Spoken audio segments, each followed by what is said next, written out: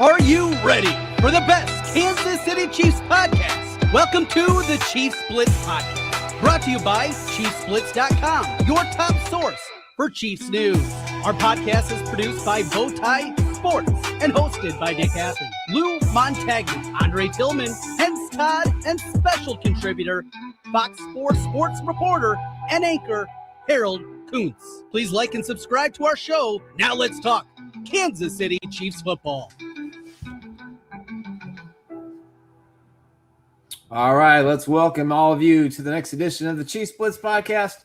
I'm your host, Nick Athan, with our Hense Todd, Mr. Lou Montagna, and Harold Kuntz. Hey. From Fox 4. Gentlemen, welcome. The Super Bowl is set. The Chiefs made news today. So much to talk about, but before we get started real fast. Wait, they're having a Super Bowl? The Chiefs still aren't playing? What's happening right now? What Don't interrupt my on? flow. I just got started. Just hold on. Let me talk about the guys at Underdog Fantasy. If you're looking to play one of the best games out there, this is the one-stop shop, Underdog Fantasy. It's pretty easy. Just go to underdog.com and put in the promo code Chiefs Blitz. You can play 5, get up to $100 in bonus entries. You just have to make sure you're eligible and of age in the state in which you reside. So just use the promo code Chiefs Blitz and start playing college basketball. You got NHL, NBA, and of course you got 2 weeks to get ready for the Super Bowl between the New England Patriots and the Seattle Seahawks, a rematch of a Super Bowl a while ago. I don't know what year it was, but nonetheless. Gentlemen, how are we doing today? 13, 14 maybe? 2013 or 2014, I think. Yeah. The Legion of Boom, the interception down on the goal line, that's right. The phantom call was supposed to go to Marshawn. At least he thought so. Yeah, so there's that. I'm doing great. How about you, Harold? Doing fantastic, guys. Doing fantastic. Yeah. How was your week? We haven't seen you in a full week. Like, what? Anything going on around the building? Anything? Any stories coming out that maybe haven't hit the interwebs? No, you guys have seen what I've seen. It's Eric Bieniemy, man. He's back in the fold. EB's back, and it's official. He might just talk Wednesday. We'll see. They might make him available, another Zoom. But we heard from Andy today, and he said about 100% of the things he said you could have predicted. So, yeah, hopes Matt Nagy gets a head coaching job. Glad to have EB back. Blah blah blah. Same. Coach is consistent. Yeah, we'll give him that. He was pretty exuberant today. I mean, he seemed like he slept. That's why. I mean, that's the real reason why he slept. So he got more than 3 hours of sleep. Yeah. So Tammy locked the door. Probably had some great time with the grandkids. So yeah, couple Ambien. Yeah. All right, per our own X account, here we are. The accountability era bulletin.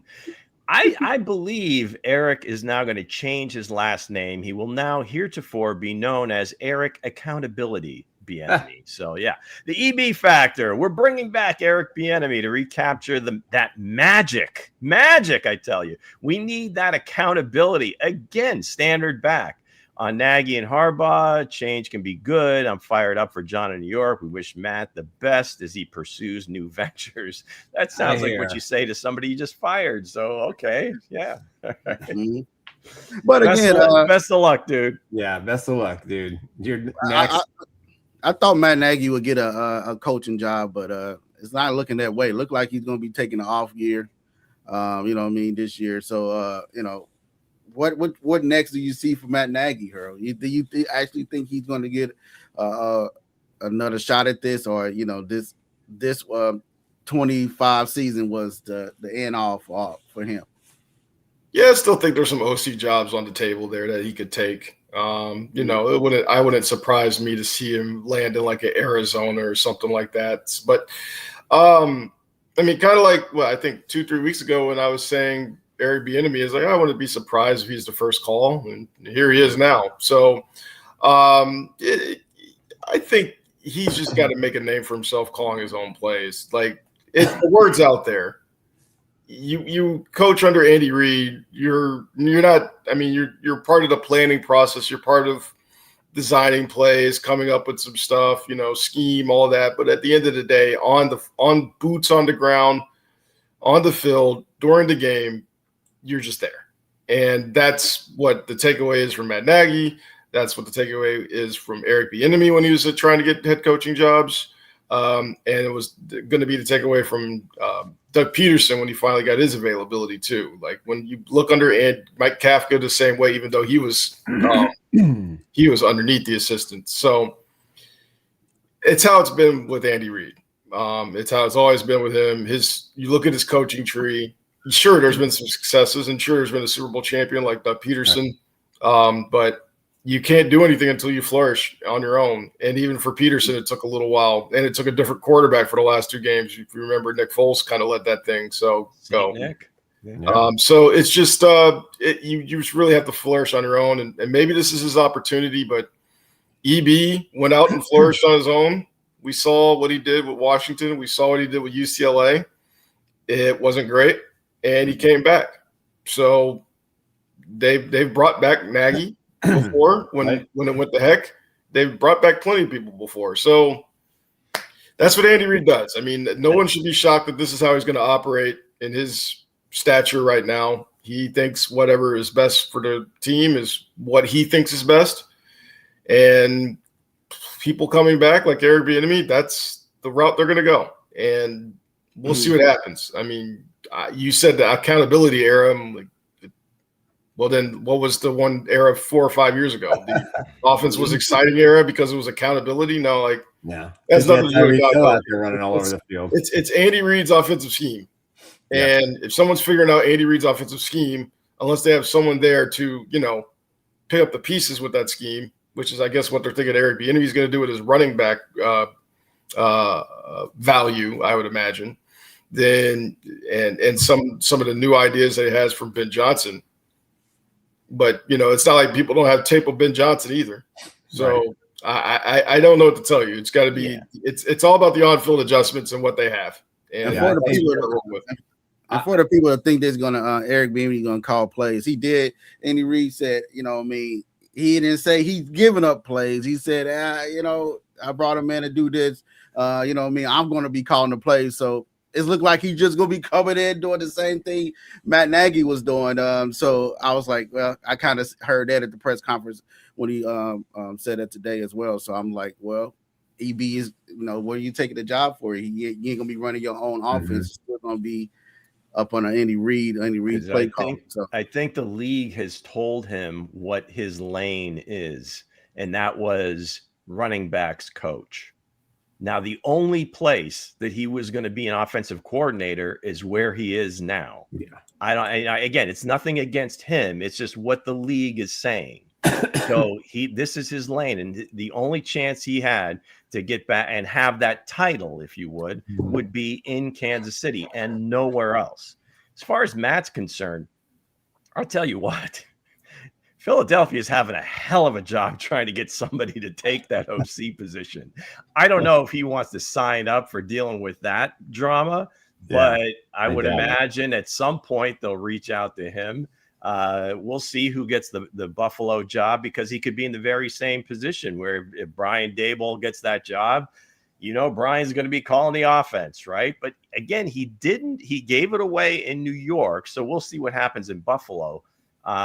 But again, that could be any combination of Joe Brady and Davis Webb and Daboll. Those guys are like almost interchangeable, and one of them is going to be a head coach, and maybe the other two will be coordinators, and we'll see where that lands. But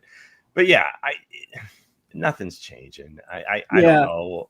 It never was. I don't think. Again, all this talk beforehand of people saying Cliff Kingsbury, this guy, they were never, ever going to even talk to those guys. And anybody that told anybody different, I think it was wishful thinking. I just don't, it wasn't going to happen. Those guys were not going to come and be Andy's caddy, basically. Right.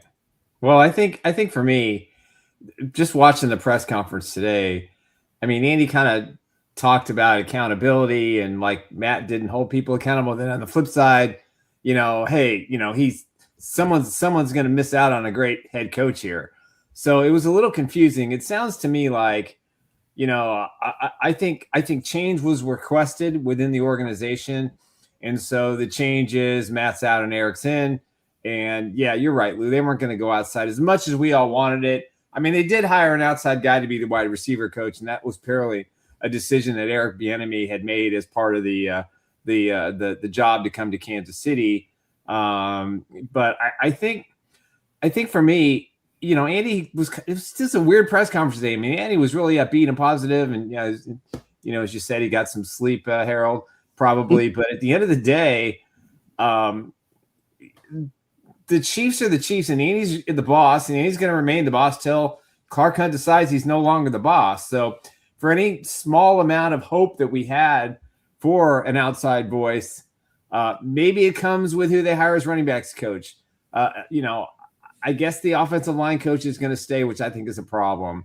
They've got a few other parts and pieces that they can add to the staff, and maybe they bring in some younger voices and some newer voices that can help put this offense in a competitive status with, the teams in the AFC West who, outside of the Raiders, the Chargers and the Broncos they've got good offensive staffs and they've got good offensive players. And, I think the Chiefs still have some work to do, but hey, I don't make $20 million a year and not in fear of losing my job. So Andy can pretty much do whatever he wants, and that's exactly what he's going to do. He's the boss. I think they'll get it turned around. I think him hiring Eric Bieniemy is probably the right choice. I know the accountability word, is getting thrown around. In other words, you better win this year. That's what the accountability word is. His name seriously has not come up in the last week without accountability, like immediately thereafter or before. It's Matt Nagy wasn't holding people accountability. It's amazing. Basically, that's what he said. Matt Nagy doesn't that kind of, if you're Eric Bieniemy, it's kind of a diminishing thing. It's like, I'm here to crack some heads. I'm here to like hold the belt. I'm here to, which again, that's probably what he is here for. But yeah. But if he has any pride, but evidently he doesn't, because he came back with his tail between his legs, saying, "Okay, yeah, I'll take this job because I ain't getting one anywhere else." No, his name wasn't brought up. I guess so. It kind of brings in to focus, Harold, with this move and this decision. Does this make the Chiefs less competitive or more competitive in the AFC to have a comeback season next year? Another thing we're noticing about EB before I get to your question, Nick, I don't think he did a long-term, like a lot of people do 5-year contracts. I don't think he did a 5-year contract. So it might be a shorter term contract. So this might just be a literally a run it back, see what happens type approach. Yeah, that's what I think. Remind me what you said again. So with this move, and I've heard similar to what you said too, that this is kind of like, I mean, Travis may come back, Patrick can try for opening day. There's talks that maybe they give Tyreek Hill a 1-year chance if he's healthy. I mean, they may just want to say, okay, let's put the band back together for 1 year, and then Clark Hunt's going to go to Andy Reid and said, okay, the league's getting younger. Things are going to have to be different. We're going to lose some stars here. Let's focus on the retool and a real rebuild. And Andy may or may not be a part of it. So my question is, with all this going on, whether it's a short-term fix, a 2-year fix, or no fix at all, how does this make the Chiefs competitive to get back to the status that they were in 2026, or does it not? It does not. If you're going to run it back with the group of a tight end who's not past his prime, even though his past his prime is still pretty good, and put it out there with a quarterback who, again, has an ACL injury and we're hoping is back by September.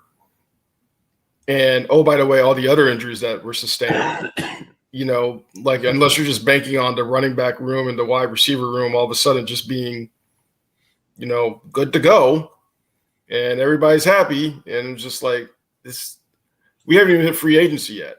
So there's still a lot of decisions to be made there. They just got the coaching staff in place. That's basically what they got. Their coaching free agency is part of it is done. And I see no changes there, except for a wide receiver coach that is widely respected, well-regarded, had a great job developing Julian Edelman and retooled what the Patriots were during his time there.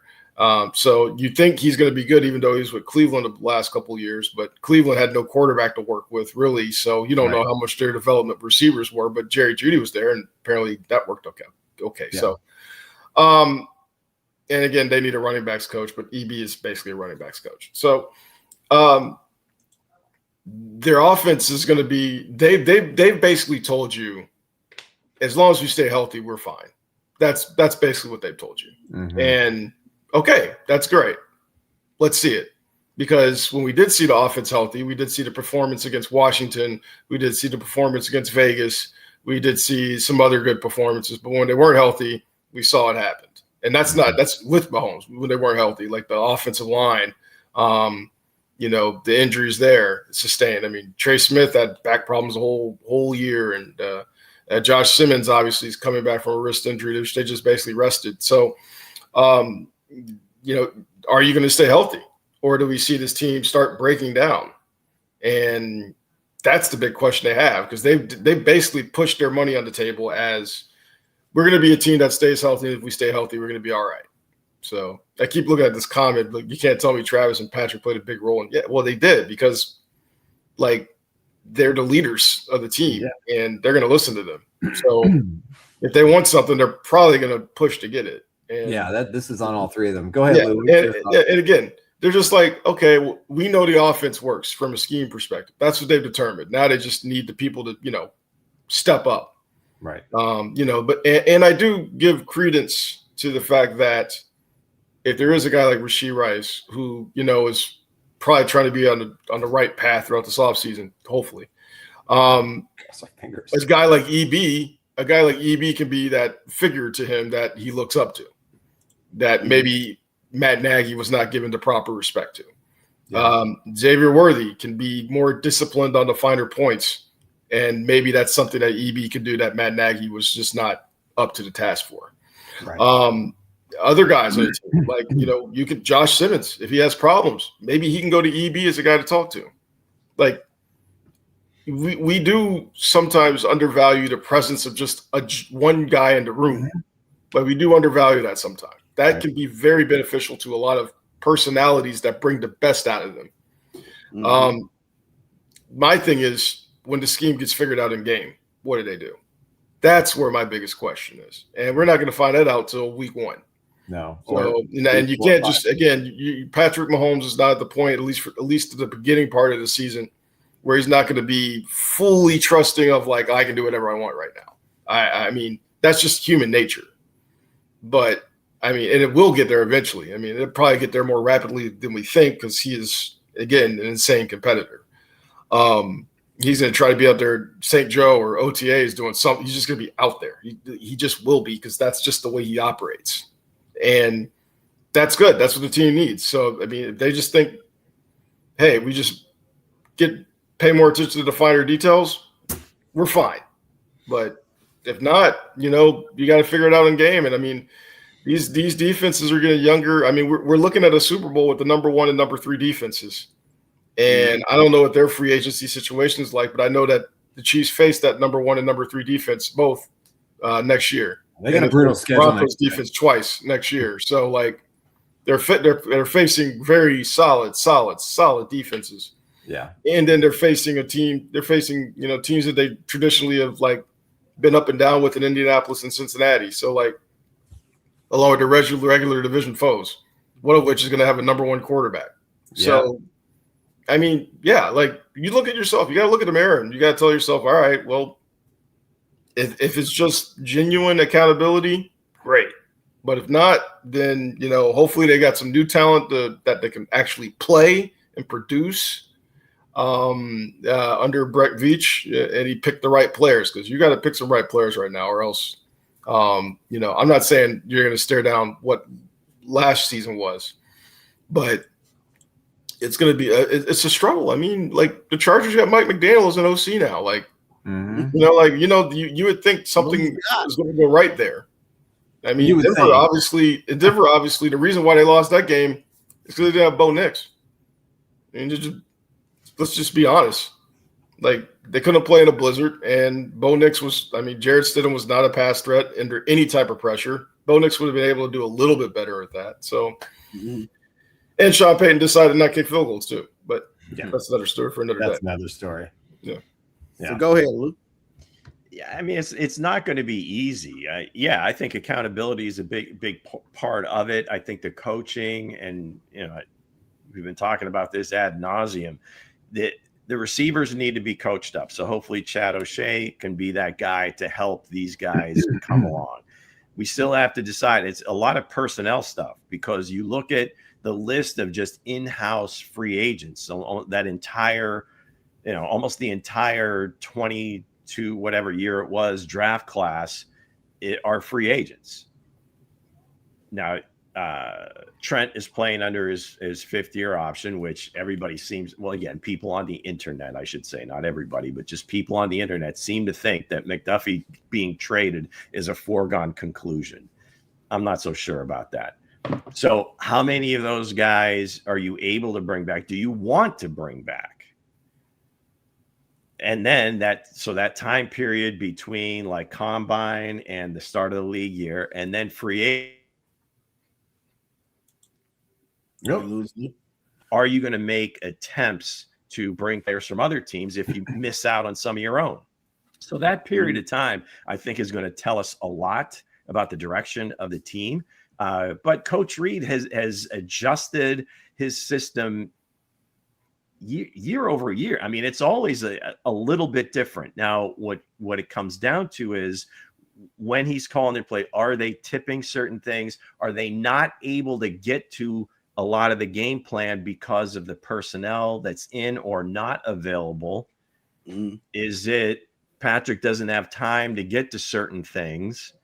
So, I mean, there's a lot here. I mean, it is very difficult. I mean, it's hard to appreciate kind of this period where it just seemed like all they had to do was roll the balls out and these guys are going to win. It's not that easy. It is not. So there's defensive things that they have to do. There's offensive things they're all over this roster. So again, it could be something as a quick fix, because again, the bones of the house are still here. But if you're bringing in a lot of new faces and pieces, then it could be a little bit more of maybe another season or two before they kind of get it rolling again. I think the accountability approach happened in the Super Bowl, right? A lot of guys when the Chiefs versus the Philadelphia Eagles, it looked like a lot of guys that gave up. Like coming out the half, half of the guys wasn't ready, And I think down 31-30-0. Hey, you still can come back. It's football, things can happen. But I think from that third quarter on into this season, it kind of showed. I think it was the first quarter of the Super Bowl. I don't think it was half. I think like after that half, we kind of tell what the 2025 season was going to look like. And, now they got the draft capital. They got the, free agent coming up. Hope they have the salary cap and move some things around. Or like Lou said, you're going to be back in the same boat next year. If you don't bring in guys that actually going to, no more Hollywood, no more Jujus. I know Nick loved Juju, but no more of those kind of guys. You need guys that are going to actually come in here and be a guy that's on the field that somebody actually scared of. You know what I mean? That somebody's actually going to have the game plan for. And we didn't have those type of guys last year. And that kind of showed, Xavier Worthy running the wrong routes, running out of bounds, don't know the where to be at on the sideline or stuff like that. You got to get back to that form, and look like EB was that form, just what Andy Reid was saying, So I'm hoping that they can come back from this year, looking at Denver, looking at how Denver played and the Patriots, how the Patriots, turned their team around in that 1 year Mike Vrabel got there, and Seattle, how they got doing over there as well. This is going to be a tough ass. Patrick Mahomes coming off an injury. Yep. You got, Xavier Worthy, surely getting fixed on. You don't know if Travis Kelce's going to retire or stay. You don't know how the offensive line is going to look. Everybody forget that Josh Simmons went down with an injury as well. So how he's going to come back from that as well. So it's going to be a lot of work to do. I think if we take a look at the postseason, especially the championship weekend, where the Chiefs are short is playmakers. I mean, you look at both these defenses, they got guys at every position, safety, linebacker, corner, defensive line, that made plays in key moments. You look at the Broncos and you look at the Patriots, they had guys on defense, and then on offense, you know, you got to have a stud wide receiver, and you got to have a stud running back. And you got to have those two elements in the postseason to be successful.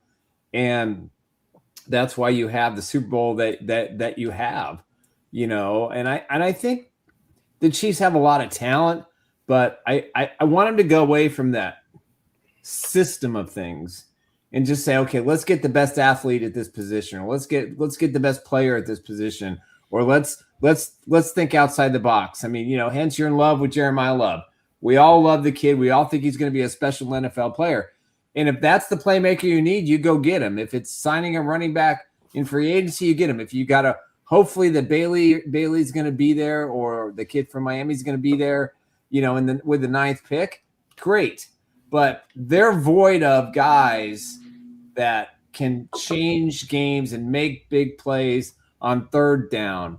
You look at Seattle's running back, just pass catching ability. He got first downs when there was nothing there. We don't have a running back like that on the roster that can do that. You know, we don't have a wide receiver like Seattle has that can just will, you know, 150, 160-yard game. We don't have a Puka. We don't have those things. And we can talk about the coaching staff all we want to, but guys, unless they make a commitment to get better playmakers in here, I think it's going to be really tough for them to be as competitive next year as they want to be.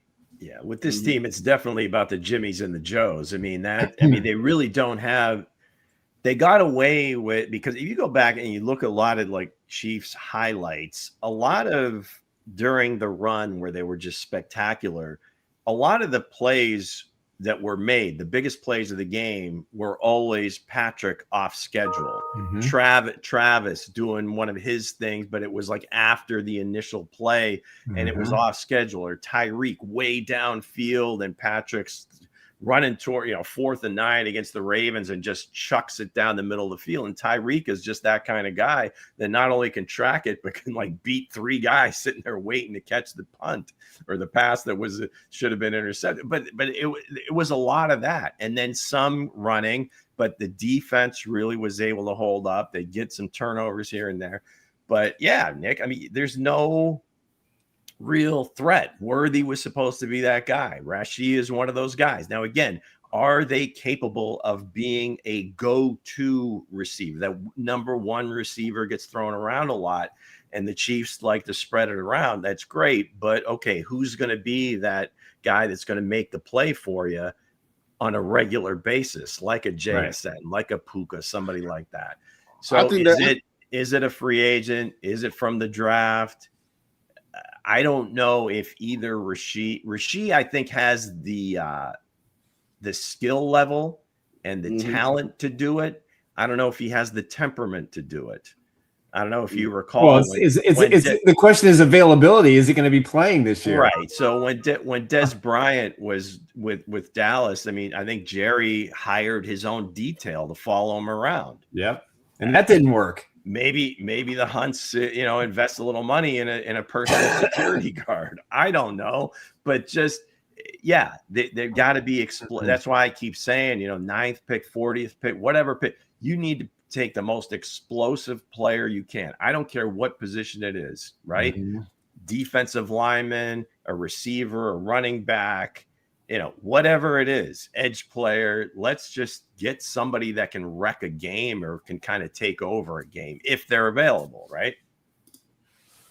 Yeah. And I guess, Harold, it kind of goes to what, Brett Veach does with the 9th pick. How much does he value the 9th pick? Does he value it to move down a few spots to pick up extra picks? Does he value it to move up potentially? Does he, because, 9's kind of it's a tweener stage. I mean, the running back and the pass rushers could be gone. The offensive tackle could be gone. We're only getting 1 quarterback in the first round, more than likely. Whereas if a couple of guys had declared, maybe that's a different story and gives the Chiefs better option. But, I don't know how much Brett Veach looks at the 9th pick and has a clear decision, has a clear idea what he's going to do at this point. Yeah, I mean, that's why best available can always be a thing that you do. I mean, if you're looking at the board and you've got 18, 20 first-round grades on players that all your scouts have evaluated, which they're all working hard right now, East-West Shrine Bowl, Senior Bowl, they're all there. When you look at your evaluation of talent, I would just say best available, unless, of course, it's like, something that you obviously don't need something in. But the thing is, they obviously could use something anywhere. I mean, I would say the one place they may not be looking is potentially linebacker, just because they're kind of set there with Bolton. And, I mean, they might not renew Chanel, but they like the guys they have that have trained, before behind him. You still got Tranquil for another one. So, I mean, in this run-it-back era that the Chiefs are back in, yep, you're going to be running back a lot of players that, maybe shouldn't be running it back, but I'll digress. But yeah, I mean, you're looking at some guys where they need to take best available. They need talent, young, good talent that can start and play, not development anymore. I mean, there's going to be some obvious development, but like we see too many examples across the league of rookies that have come in and have produced, and that's what they need to find. Because those old guys aren't getting any younger. And last year we learned that the last year we learned that the older guys, they can't do 60, 70, 80, 90% of the plays. They need to knock that down a bit from a play perspective. So they genuinely need to find a better way to get best available talent. And then try to get more, try to swing some deals where you got a player involved that you can get an extra pick, and then get a swing another deal where you can get nobody's trying to find Tom Brady in the 7th round, but I mean, you need to find somebody in the 2nd or 3rd round, that's for sure, that can really produce. And so that's where it comes down to Brett too. I mean, not just the players that he picks, but from a scouting perspective, the way they scout. Does that have to change some? Because he will tell you they're all, we stack the board and this, and kind of follow the board, that's what you always hear. Are they stacking it properly? You always hear, and I say it all the time. I mean, you Baltimore Ravens, that guy looks like a Raven. You can kind of see what they're looking for. The Steelers, certain teams, the Packers, there's certain guy. You can just tell these are the types of guys that they look for. I think the Chiefs try to do the same thing, but are they maybe getting the players that don't necessarily I don't want to say that don't fit, but aren't the one, like what you're saying is guys that can come in and really kind of take the bull by the horns immediately or very close to immediately, because that's what they need right now, especially with the salary cap issues, with everything else that they're doing. You had this supposed great draft, right, a few years back, and a lot of them you're pretty much, it almost looks like you're letting most of them go. Pops for sure. Jalen Watson, they said, well, it might be too expensive. We did too good a job drafting there. Hello. Well, it's too good a job developing. I don't think it's drafting so much as developing. Leo probably going to be gone. Brian Cook, who I think was kind of coming on last year. I think the rest of the league might value him a bit. So now all of a sudden he's gone. So you re-sign George.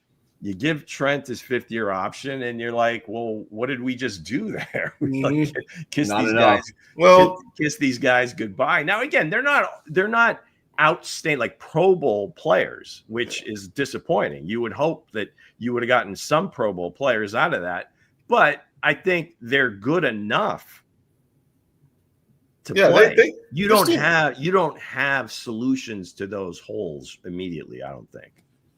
Yeah, this team definitely operated like a team that just needed to plug and play a couple free agents, and they were good to go. Right. Yeah. And that's how they operated before last season, and that was not good then. I mean, we could honestly go back to some flaws being 2 years beforehand. Even the year that even the season before where they went to the Super Bowl, there was flaws on that team. It was just covered up because they just made the right play at the right time. Right. And they kept doing it over and over and over again. They played with fate, and fate got them in New Orleans. Yep. Well, fate gets a lot of people in New Orleans now that I think about it. But it's noted that, you know, they tried this and finally got them with what they were doing. And you correlate all that to last year, and they were like, okay, we'll just plug and play a couple things, we're good. And that didn't happen. I mean, the free agents they got, the best one. Speaking of sleep, Harold, man, what's going on? The best one they got, honestly, in this, the Christian Fulton, and that's because he played well the last couple games to the point where they're thinking about they're like, okay, we can stick you around with maybe somebody else and pair you up, and we're good. So they got to keep him now. They don't have a choice. Do you guys remember Plan B free agency? Back in the day, there was Plan B free agency. It seems like those are the guys the Chiefs bring in, or the Plan B guys that, like, once everybody else is siphoned off, this is where the real, I mean, like, you got I mean, you're right on it, Lou. Like, I mean, you brought in Jerry Tillery. You're like, oh, okay, he'll be a nice backup, but like, you didn't really hear too much from him the entire season. No. You bring in Hollywood Brown again, and you know, it seemed like he was toward the end. I mean, he was trying to get incentives and everything, and toward the end of the season, it just looked like he just wasn't. It wasn't all there, and I don't know if that's just part of the receiving room. I mean, I've discussed with you guys the receiving room and how that it was week 14 and they're having a powwow about getting their stuff together. And I'm like, boy, it's too late for this. It's over. Well, I guess the one positive is they recognized it. Maybe just like 3 or 4 or 6 weeks too late. But I mean, because once they got all their crew back, they were like, and then they realized very quickly, like, damn. Season got away from us. Yeah, I got away from it. And so I mean, there's that. And I mean, it just, the vibes were never right. And it was never right. And it just, you could just tell the way it was going. Like, even though you're like, well, we know the reputation, but you know, reputation can get knocked out in the field really quickly.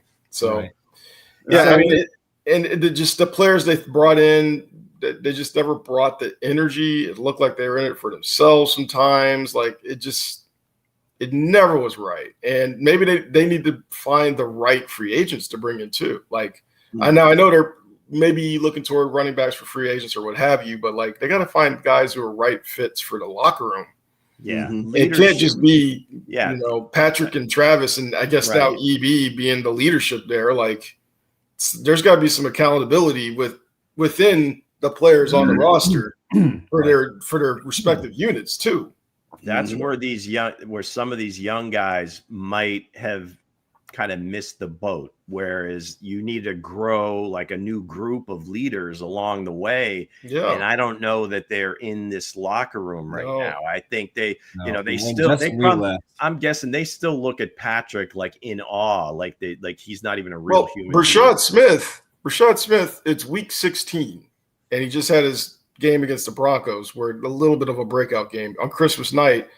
And I remember, you know, I can't remember if I asked him or somebody else asked him, and he said, like, yeah, I can't believe, like, I'm still watching Travis Kelce catch pass. I'm like, you're his teammate now, man. Yeah, well, that's like it's not like, oh, cool, Travis Kelce. Wow, Patrick. We're like, no, like, you were with him. Like 3 weeks ago, I was playing with these guys on Madden. Now I'm in the same locker room. That's part of the culture that has to change. Not that they don't. That's cool for St. Joe. Yeah, I mean, not that they don't belong, but at a certain point, you have to start to grow into that leader, because it's got to perpetuate itself, because these guys are getting older, and then bit by bit, Joe Tooney, Justin Reed, you know, some big Tershawn Wharton. I mean, those guys leave, and that's a big. Forget about what they did on the field. Those guys, to me, were like huge losses off the field. Mm-hmm. I think Brett Veach got to viral this number 9. I think he got to hold it.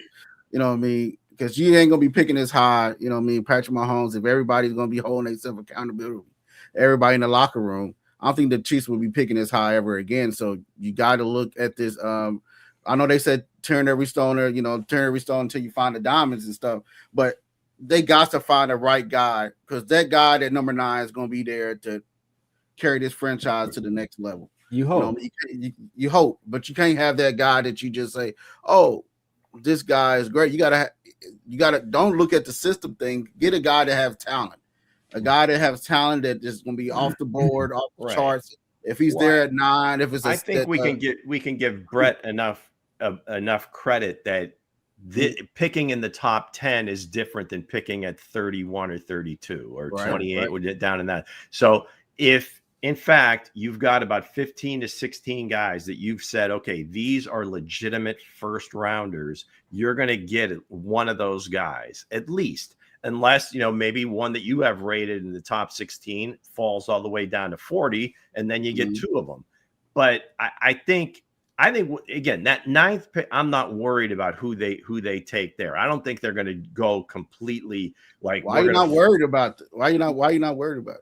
Why would you be worried about it? I mean, there's going to be, like I said, there's probably about 15 or 16 guys they have rated that are first round picks. You might have 3 or 4 that are or 5 that you feel are elite players. One of those guys falls in your lap. I trust Brett to say, okay, that this is a one-off. We're just going to get him, right? I mean, this is it. This isn't going to happen again. And then, as you go down, again, you're picking at near the top of each round. So it's going to be different. So we got to give him the benefit of the doubt that he understands the talent, that they do rank the board well. Because again, down at the bottom, not that you're getting bad players, but you may not be getting like the elite talent. You're getting a guy that you might hit on, but more than likely he's going to be kind of like a fringe Pro Bowl player by his 3rd or 4th year, right? So they got Tyreek Hill in the 5th round, 6th round, right? 5th round. Can you remember anybody in that draft that was winning the 1st round that was better than Tyreek Hill? There was a reason he went in the 5th round. There was I hear what you're saying. Talent wise, he may have been there, but I don't think. But if you have a sense that the rest of the league views him as a problem and nobody is going to take him, you're not going to waste a 1st round pick on just a hunch that, hey, we're going to take him now just to make sure we get him. I don't think he was that sure of a thing. Nobody realized he was going to be. He was a running back and a returner. He started playing a little receiver, I think, when he went to the small West Georgia or wherever, when he got kicked out of Oklahoma State. So I don't think anybody thought or knew that he was going to work himself into being one of the best receivers ever, really. No. So, but I hear what you're saying. Yeah, there's always going to be surprises. Puka went in the 5th round. There's always going to be guys like that. But if you have to evaluate them based on what your scouts seeing, what their reports are, what the conversations are, and then hopefully you see the board in the right fashion, and then you pluck guys at the right spots. Basically, what I'm saying is that the Chiefs can't afford when they took Clyde Edwards-Helaire, like, oh, we're going to take Clyde Edwards-Helaire, Patrick Mahomes said it. They can't afford that anymore because the Broncos are good, right? They were just in the championship. The Chargers are going to be good. Trust me, if they had the 9th pick that year, they weren't taking Clyde. I'm just saying, like, you can't afford to have I know what you're saying. That mindset anymore. He just wants another running back in the 1st round. That's all. Can I finish? I'm just saying, like, you gotta have that mindset. Like, everybody else is catching up to us now in the league, right? You got the Patriots are looking good. You don't know what the Bengals going to do. They still got their quarterback. You don't know what they probably turn theirs around. They just fix their defense. Yeah. And the Chiefs, you got Patrick Mahomes coming off their injury. You got to come in this draft and you got to come in and hitting right and hitting hard, hitting home runs on every run, because everybody else is going to have high picks, going to have good picks as well, and good free agency. Because a lot of free agents probably ain't even looking at the Chiefs to come and sign with the Chiefs anymore. A lot of free agents probably ain't even looking at Patrick Mahomes in that type of eye anymore, right? They probably looking like, okay, Mike Vrabel, he got this team going around. I want to be part of the Warriors. That's what he called him yesterday. I want to be part of it. I want to be part of Seattle. Heck, I want to be a part of what Chicago is building over there. So you got to send that standard, like, okay, this is going to be the standard of the Kansas City Chiefs, and going into this free agency, and are you concerned that that is not the attitude in the building? That's why I think they brought that's why I think they brought back EB. Yeah. You know what I mean? Because Right. that I don't attitude. think that. So it's two different things. I don't think EB is going to have anything to do with the draft outside of maybe tell them about maybe some running backs that he likes that might not be, on their radar, something like that. In terms of the draft, you have to trust that they're not. I don't think they're going to look at saying that, well, all these other teams are getting better. I mean, they just look at their team and say, where the hell are we? And which guys out there are going to help us get better. So that's why I'm saying that they are picking high enough that they should get one of the top 15 or 16 guys, right? Or at least the ones that they have rated in the 15 or 16. Now, we may not like them. We may not have them rated that high, but if they do, they're going to go with what they think is best. So I don't think, again, I hear what you're saying, Hense, and this is kind of the attitude you have to have, but I don't know that that's not the attitude that they do have. I think Veach realizes it better than anyone. There's only so many levers he can pull, buttons he can push. Some of it has to do with ownership and his budget, and some of it has to do with his scouts. And if he trusts his scouts and they have these, constant meetings, they look at tape together, they see things the same way. If that's the problem, then you got to look at your scouts, and then eventually, because the buck stops at the top, you got to look at Veach. Here's the problem that I see, and if Harold is right, this is a running back year. If that's the coaching staff's and Andy Reid's desire, that Brett Veach has to look at it a little differently. He's going to have to respect and understand his coach, but Brett Veach has to make plays in March. He has to find guys that are have the ability to help the offense and the defense. Screw the scheme. I know it's important, but you got to find guys who are athletes, who can be game changers in the big moments, who have proven it. Quit going after the B and the C guys. They have to hit home runs. And forget the salary cap. They'll work it out. They'll have space. They'll maneuver money. They'll do everything they can. They'll cut guys. Yeah, so that's it's not a hard cap. You can massage it and work your way around it if you want to, and if, again, you have the budget to do it. Yeah. So, Harold, do you think Brett Veach is going to be aggressive in March? Yeah, he always is. But the only aggression I see is getting extra picks. That's going to be his real aggression. But, he has the advantage of having the lowest draft pick he's ever had. So, he's going to be aggressive with getting the top name brand guys. Like I like to call them red carpet guys because, the NFL draft will always be like 15, 20 players that go to the actually attended in the green room, the red carpet guys. So he gets to get a green room guy, a red carpet guy. Yep. And that's what you got to do. But that red carpet guy, that green room guy, they got to go. Got to get the right one. Yeah, you got to get the right one. You got to be like, all right, you got to be ready to go. And we've seen the track record the last few years, like especially the way college has kind of weeded out the good players from the bad players, especially now with the way NIL works. All the good players get up into Power 4 ranks. So, you're not really unearthing the hidden gem. There's some, but there's always going to be some that you unearth. But for the most part, you're not unearthing any human gems. Like they're going to figure out where they are in college. They're going to a P4. Right. With the transfer portal, they're basically the lower levels and the mid majors that they used to call them. Because if they're good, if they're any good, they're going to go up to right. They're going to P4. So it's kind of weeded out the process a little bit. It's helped them a bit, and it's a matter of just get yourself a red carpet guy, get yourself a green room guy, and and hey, if you can try to find two of them, and you can trade a pick or two there to try to get some butter guys there, and do it. I just really think a lot they have easier to be to get over. one of those guys at Because nine he was than not 30. aggressive in free agency this year at the trade deadline, which told me I think they've we're going to see how this plays out because we're really more evaluating for next year because we kind of see where this is headed. Yeah, I think they all. I don't think there's anybody in the kind of building didn't know. And yeah, I mean that's fair.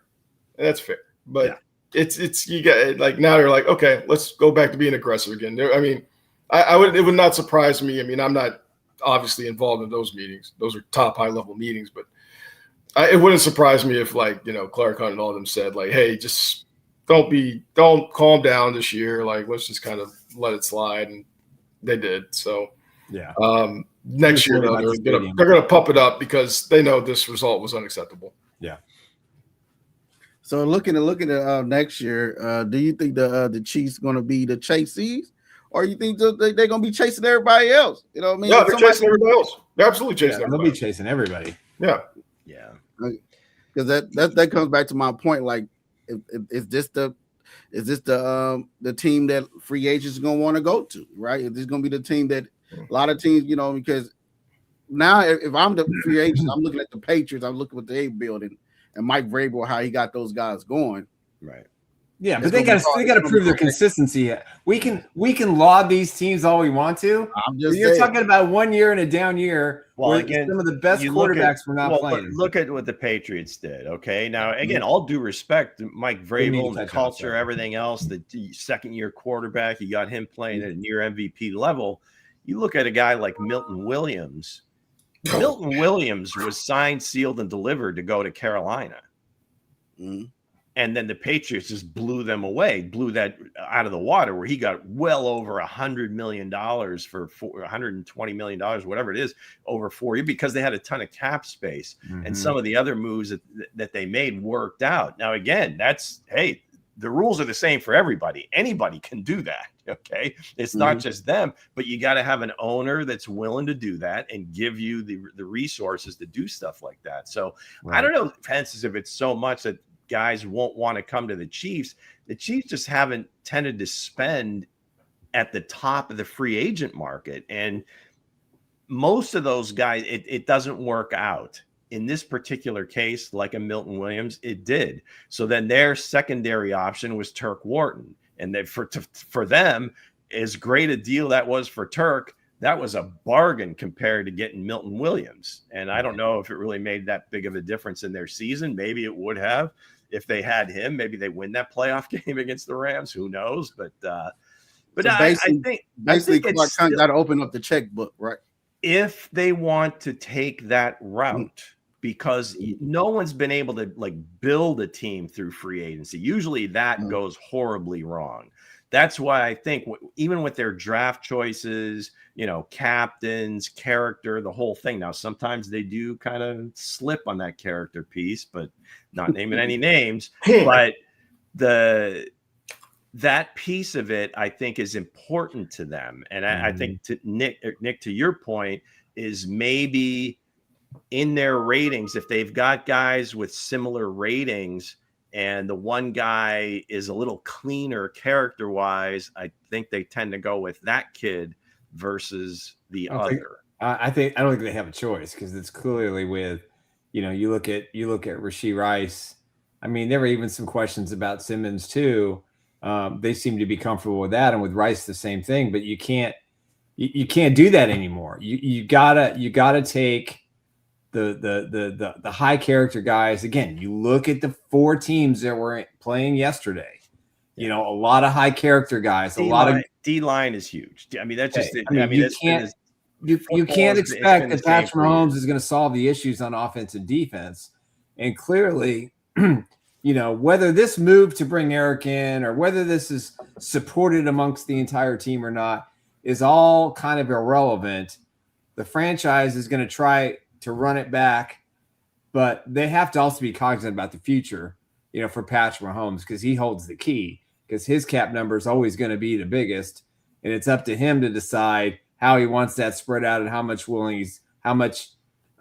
willing he's willing to move some of that money to future years and transfer it to bonuses and all that, et cetera, et cetera. But I go back to kind of the beginning.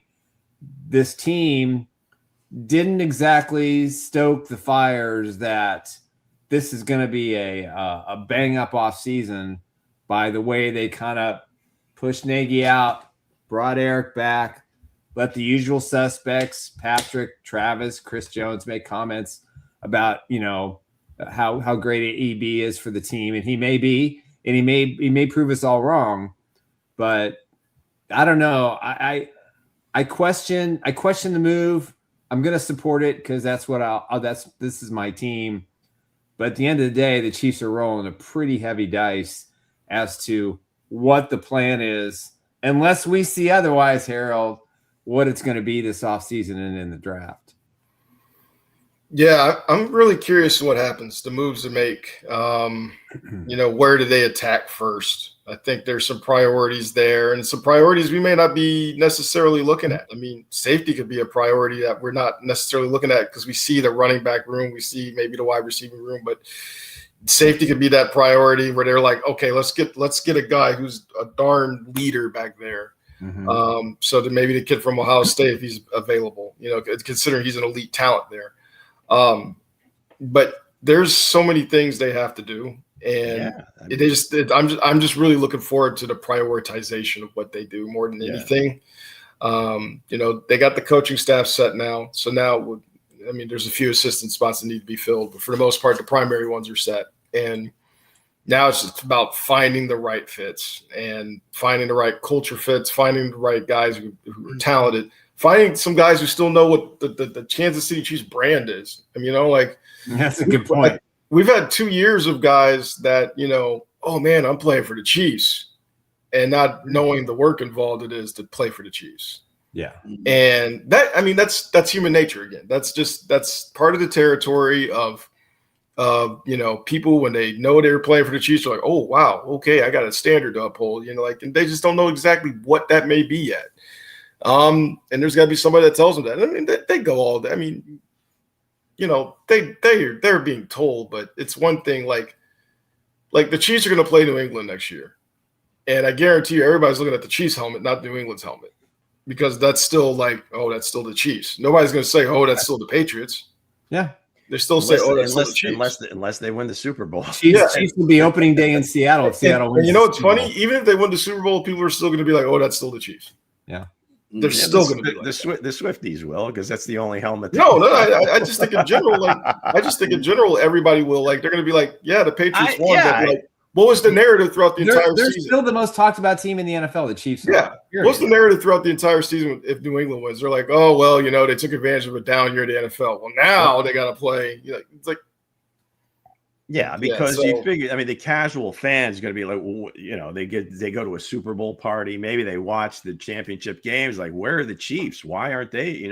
Questions like that, and get into the nitty gritty and see kind of like this team was kind of rolling downhill after the Super Bowl last year. Yeah. And they somehow, that's the most amazing thing is even with last year's team and all those games, they had to pull them. Patrick had to pull them out of the drink. Down the stretch of all those games, they got to the Super Bowl. So what does that say about the AFC? But that's I guess the point. The good point I think that Harold makes is that it's not just one player. Oh, we get a running back and we're back in business. No, because there's so many other holes. Again, those younger guys never became because in order to be a leader, at some point you got to make some plays on the field. Well, you got to be allowed to go on the field first. You have to get the reps, and then you have to take advantage of the reps so that people will tend to follow you and be like, oh yeah, you got to listen to this guy. Here's what he's doing. And none of the younger guys have done that. So it's like you got to find some new leaders because. Again, Chris Jones ain't going to last forever.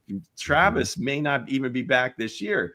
Patrick's, kind of broken down for a while, right? So who are those next group of leaders going to be? Are they on this roster presently? Mm-hmm. Do they keep any of those guys that might have those leadership skills? Stay tuned. It's going to be a fascinating offseason. We said it last year. I thought last offseason was Brett's going to be like a make or break for him. Well, Yeah, it really didn't go where they were supposed to, or maybe he didn't have opportunities to do it, didn't have the budget to do it. Well, now that's like last offseason is like dwarfed by this one, because this is really going to set the direction for the second part of Patrick's career. And got to start now. Yeah, well, we'll see what comes next. We got a Wednesday show coming up. We want to thank Harold for coming on. We got Lou's Red Dot. Who is that? Yes, sir. Second Red Dot guy coming up. Stay tuned. All right. Ted Hurst. What was it? Who was the last guy? Was it Ted Hurst, the wide receiver from Georgia State last week? You should see him in the Senior Bowl. Check those rosters, because a bunch of guys that said they were playing have pulled out. And so keep an eye on that. Those practices will start, I believe, on Tuesday this week. Yeah. Hey, before we finish the show, I did want to, Crystal Lee had a question. Will Joe Cullen be there? Will he be back? He's interviewed at 2 places for defensive coordinator. So, and there's still some slots open. So I would say he's probably more lean towards staying in Kansas City, but he's definitely getting noticed as a guy who might be ready to run the defense. Yeah, I wouldn't underestimate Baltimore in that, because they did Minter and them work together for 3-4 years. So I wouldn't underestimate Baltimore in that, but obviously the Chiefs, he likes it here. So it'd be interesting to see if a DC job under a defensive-minded coach. Yeah, does Jesse give up the That's play? a good gig. It's like being the offensive coordinator for Andy, right? I mean, it's like, okay, you're there and the whole thing. And It's maybe still a step up for Joe Cullen, that might be his only opportunity to get to that level. So he's got a great voice. God bless him. He's got a football coach voice. So. Absolutely, man. Yeah. I know Spags had one interview, so is Spags then? He ain't going nowhere. He's not going anywhere. I don't think that interview went very well. He didn't get a second anywhere else. He only got Harbaugh's name came out. You know he wasn't going to have a chance. I think Bergazzi just wanted to say hello. That's it. Yeah, that's exactly what he did. He said, "Hey, buddy, how you doing? How many more years are you going to coach? How's the wife? How the meatballs going? Are the meatballs good? Is your wife still making killer meatballs? Yeah, no. I think Spags, defensive coordinator there. I think Spags don't want to go nowhere anyway. So I don't. No, I think he's in. So with this confident, real quick before we go, confidence meter on the front office pulling the right strings this offseason. 10 being the highest, 1 being not so much. Nick. 7. Is that what you got, Harold? 7? I got 8. That's a lot of fingers there, man. I got 8. I got 10 because I see what they did. Homer. Wow. No, for real. I see what they did at the back end of the draft. I'm just curious to see what they do at the beginning of. Well, we're about to find out in about 3 months. I would say with 10 because you got McDuffie, you got Bolton, you got Duffy's gone. You got Trey Smith, you got those guys. So I'm hoping to see what they do. Now, don't steer me wrong, Veach. I gave you a 10. Yeah. We'll have to see what you do. Solid 8 for me. Leaning towards 8.5. But I think a lot of it's going to be on what kind of budget he gets from Clark for the season. Well, Crystal Lee has 9.9. Kenny's got 6. John's got a 9. John's got a 9. All right. Hey. Okay. All right, guys. That's going to be a wrap for today's show. Baby. I want to thank Hense. Harold, thank you so much for taking your day off and joining us every Monday. We look forward to your tweets and your reports on Fox 4. Appreciate you very much. Hense, as always, for producing the show, stacking all this together and making us look like we know what the hell we're talking about. Anyway, guys, take care. We'll be back Wednesday, 1:30 with the Chiefs Blitz Podcast. Of course, check us out for content at chiefsblitz.com. Loyal to the team, every victory we slay. Chiefs Blitz Podcast, where the real fans unite. Every touchdown score, we ignite the night. From tailgate chatter to post-game debate, we love our Chiefs, yeah, it's never too late.